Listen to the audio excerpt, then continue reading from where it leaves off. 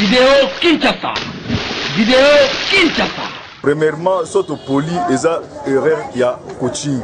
Coaching elle est malade monté. Problème c'est là que coach ba technicien na milieu du terrain pour ba jouer.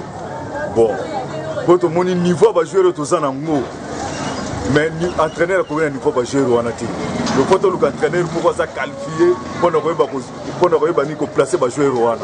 Sans cela en tout cas tozalaka buzunga zonga ilo mo ça matin na leopard wana. On risque peut tout perdre le mondial là. Parce que mondial là to kei. To ça ilo mo ko to za ba 12 contre l'Allemagne ba contre ba Danemark. Jusqu'à présent, l'équipe est non préparée pour le mondial. Il y a un problème technique. Vous avez prendre chaque joueur na place na tu as porter le ballon, tu as organiser match donc sur le terrain. Joueur à ça tu vas porter ballon. Et là vous même sont au milieu du terrain kaka. Pour l'angai, les matchs va pour la plus bacania mais coach passe à la erreur. Donc pour la nabiso, les erreurs il y a idée. Na sens ni. Le but mon match n'est pas bête mais bien porter le ballon à ça. Donc, quand tu as dit ça, il y a une utilité à 10 et 8 kg. Il y a une adaptation trop. Il y a peut-être un DT, il y a 8 kg. Il y a évité cela, mais carrément, pas ça, il y a un moko.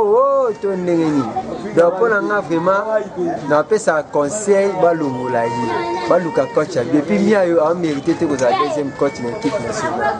Donc, baki eluka ba niveau na bango ba équipe ba lina foot na ba nini ba entraîner comme ba entraîner à lina foot mais na kan bazo mériter parce que ba chance belé trop ezate ya longo bisa comme si ce troisième tonne ni to na ba joueur ya bien yango moni to kende bongo donc ça to mériter tes zara ke coaching na indi za mabi donc on na holo ba ya mo